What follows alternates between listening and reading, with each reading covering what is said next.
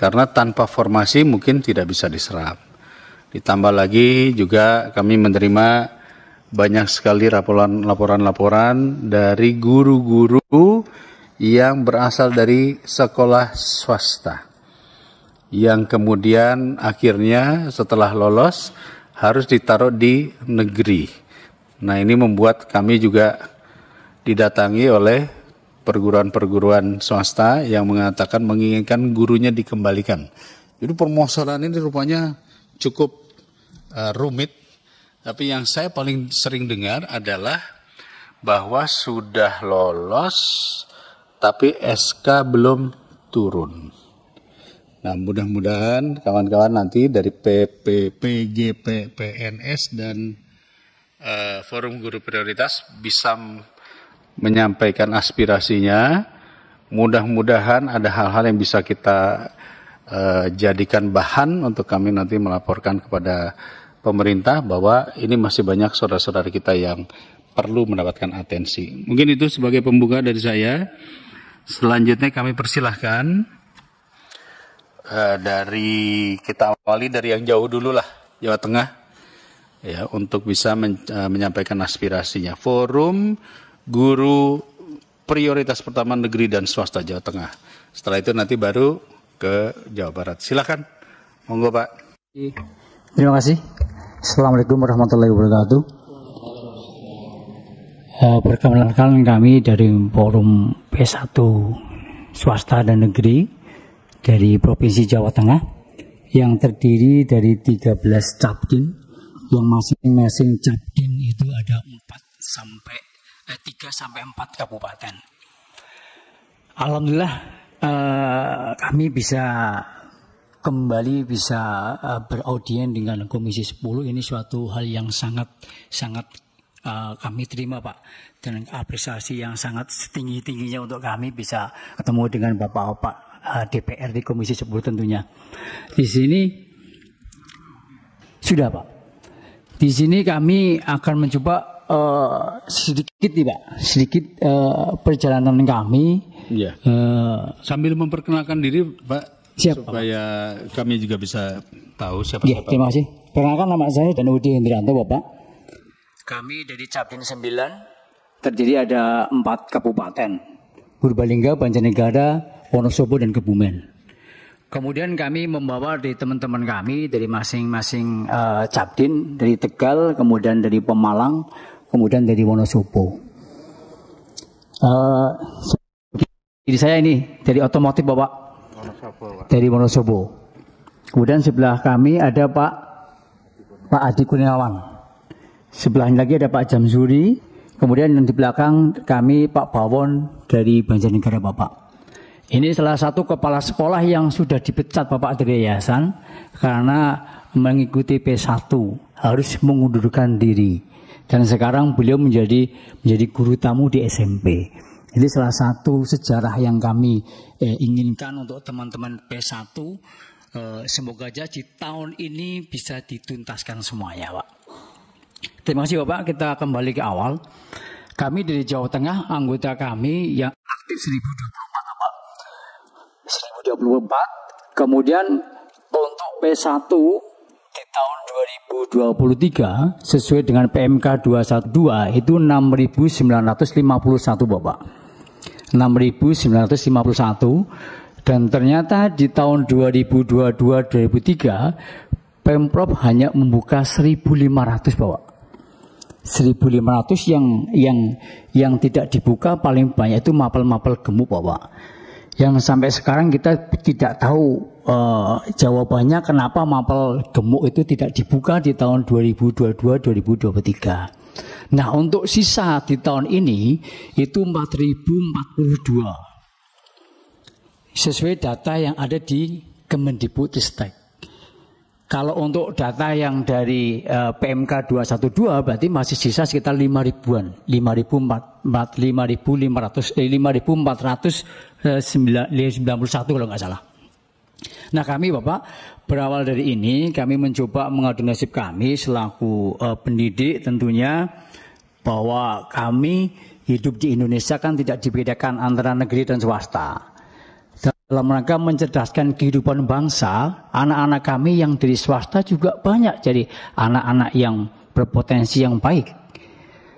Nah, dari ini kami melihat bahwa regulasi-regulasi yang ada itu memang cenderung lebih pada ke regulasi untuk non-ASN.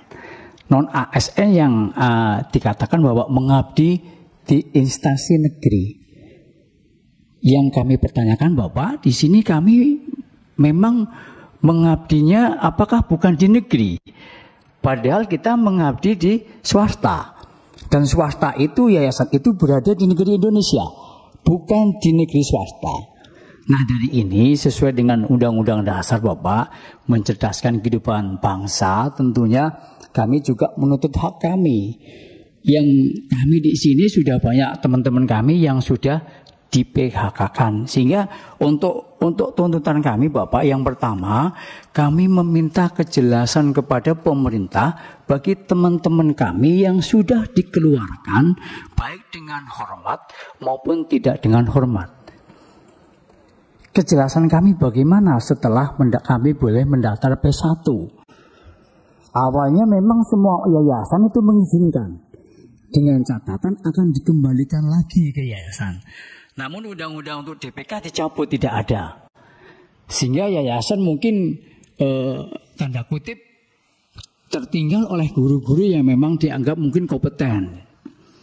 Nah, dari sini Bapak, kami yang pertama tadi, kami menuntut kejelasan teman-teman kami P1 yang sudah dinolkan kerja, dikeluarkan dari pekerjaannya dengan dipaksakan, ada yang suruh mengundurkan diri dari tempat kerja kami. Mungkin dari 5 di sini, alhamdulillah ada yayasan yang berpikiran baik, tidak dikeluarkan, tapi tetap diberikan kewenangannya untuk mendidik anak-anak di sekolah swasta. Tapi kalau kita lihat di Jawa Tengah Bapak, itu banyak sekali teman-teman yang sudah dikeluarkan Bapak, hanya menyandang P1 yang sampai sekarang dari tahun 2021 kami belum mendapatkan SK. Sehingga kami bersikukuh membawa Pak Bawon selaku kepala sekolah yang sudah mengembangkan sekolah sampai sekian bagusnya, ternyata beliau mendaftar P1, dinyatakan lolos passing grade P1, dan sampai hari ini belum mendapatkan SK dan penempatan, ternyata beliau sudah dikeluarkan dari sekolah. Beliau pelakunya Pak Bawon. Jadi kami meminta kejelasan kami P1 ini yang jadi suatu itu bagaimana.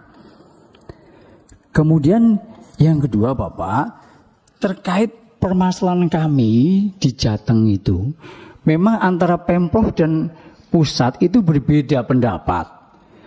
Artinya sesuai dengan PMK kami harusnya dihabiskan di tahun 2023, namun tidak dihabiskan. Dan kami masih tersisa sekitar 4.042. Seperti tuntutan kami Bapak, sampai detik ini kami juga merasa bingung antara Pemprov dan pusat. Kalau untuk kurikulum Merdeka Belajar itu menggunakan ABK 24 jam. Tetapi di Pemprov kami menggunakan ABK 28 sampai 30. Sehingga kalau kita hitung menggunakan ABK 18 sampai 24 jam, insya Allah Jawa Tengah habis Bapak. Namun tetap menggunakan PMK ABK yang 28 sampai 30. Sehingga untuk Jawa Tengah mungkin se-Indonesia tertinggal yang paling banyak Bapak. Jadi harapan kami, satu, mohon untuk P1 Jawa Tengah khususnya dan seluruh P1 yang ada di Indonesia untuk bisa diselesaikan. Kemudian juga kami mohon pemerintah pusat untuk bisa mengawal sampai P1 tuntas, baik khusus Jawa Tengah maupun seluruh P1 yang ada di Indonesia. Dan polemik yang terbesar adalah untuk paling banyak adalah dari Provinsi Jawa Tengah. 5.491 Bapak. Yang tahun kemarin hanya dibuka 1.500. Sedangkan kami beraudiensi ke Kemendikbudristek, ke Kemenpan RB, kemudian ke DPR RI, di Komisi E Provinsi Jawa Tengah sudah dijembatani Bapak, dan surat sudah terkirim ke beliau gubernur yang lama yang sudah purna, kemudian sudah bersurat ke Presiden RI melalui Komisi E yang bersurat. Sampai sekarang pun belum ada kejelasan apakah nanti P1 Jawa Tengah bisa dituntaskan di tahun 2024. Harapannya kami menyandang P1 setelah mengikuti perjalanan rekrutmen P3K dari 2021. Kami belum mendapatkan SK. Jadi kami mohon sebelum regulasi dan juknis turun dari pemerintah, harapannya kami P1 prioritas. Yang kedua, kami masuk dalam perekrutan yang diminta oleh Kemenpan RB ataupun pemerintah pusat. Karena kami tahu bahwa yang kami dengar hanya untuk mengutamakan teman-teman yang dari honorer, yang dari non-ASN. Jadi mohon untuk pembelajaran kita semua Bapak,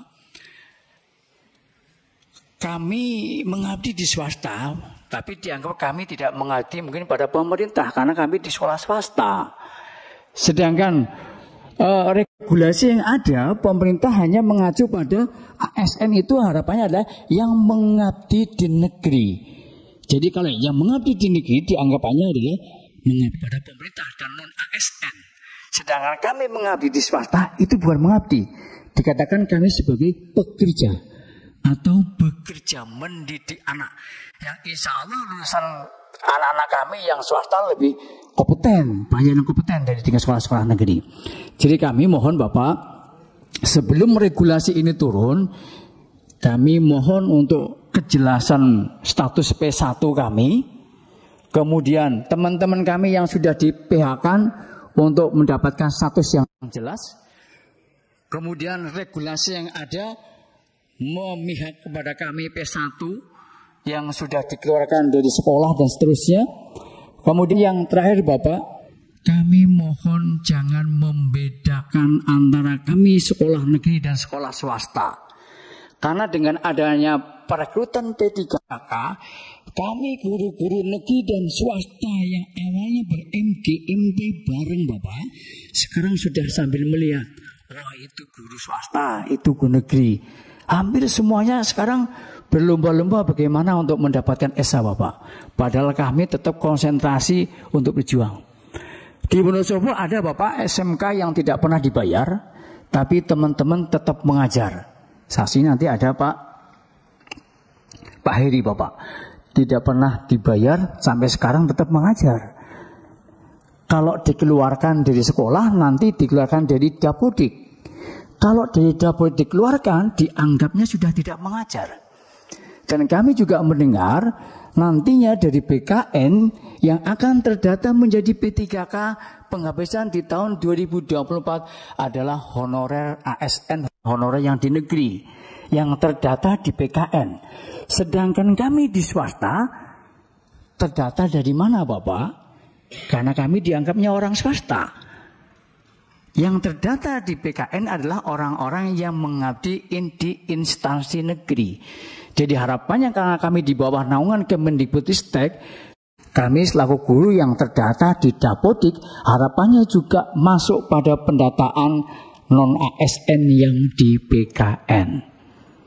Itu Bapak permasalahan kami yang ada di Jawa Tengah, terutama kejelasan P1 yang sudah dikeluarkan dari sekolah, kemudian status kami yang selama ini menunggu sampai sekarang tidak ada SK. Kemudian di Jawa Tengah paling polemik Bapak, pembukaan formasinya paling kecil, dari 6.000 hanya dibuka 1.500, dan ternyata ditinggalkan mapel-mapel gemuk. Di situ ada PKWU, ada bahasa Inggris, ada matematika, ada seni budaya. Itu ternyata di tahun 2003 tidak dibuka formasinya. Dan di tahun ini kami beraudiensi dengan Dindik, BKD, dan Komisi E di DPRD Provinsi. Itu kalau nggak salah hanya dibuka 2.995 Bapak. Dari sisa sesuai dengan data itu 4.042. Tapi kalau menggunakan PMK 212 itu 5.491 Bapak. Dan ini kami mohon dari Komisi 10 bagaimana kami mengadu ke sini, nasib kami mencerdaskan anak bangsa, kami tidak mau didiskriminasikan karena kami hidup di negara Indonesia, bukan hidup di negara swasta. Swasta dan negeri berdiri di tanah air Indonesia. Jadi sekali lagi mohon bantuan untuk bapak-bapak semuanya.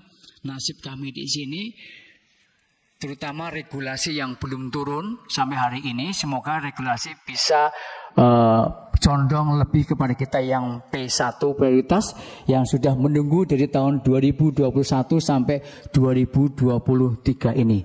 Dan nanti kalau tidak terdata, kita tidak tahu Bapak, karena banyak teman-teman kami sekolah-sekolah swasta yang sudah ditutup Bapak.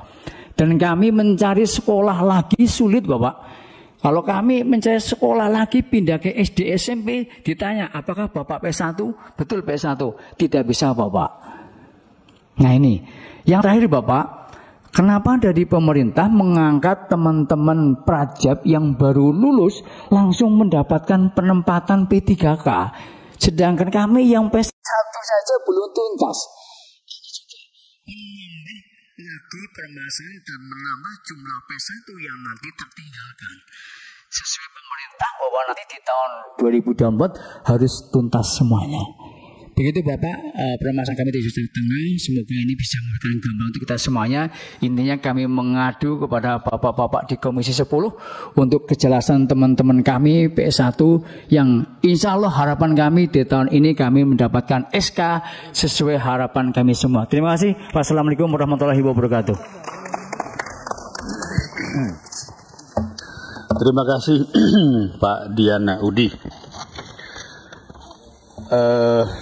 Saya kurang lebih bisa menangkap begini.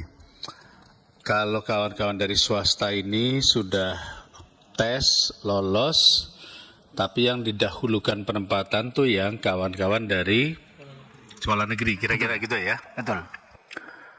Kami juga belum tahu kenapa provinsi seperti itu, tetapi ada saya dengar-dengar katanya nunggu yang pensiun bergiliran.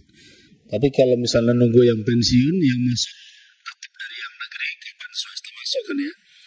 Baik, kami tampung dulu. Berikutnya silahkan dari P1 Jawa Barat, diwakili oleh Pak Budi Sisko Purnomo. Silakan Pak. Bismillahirrahmanirrahim. Assalamualaikum warahmatullahi wabarakatuh.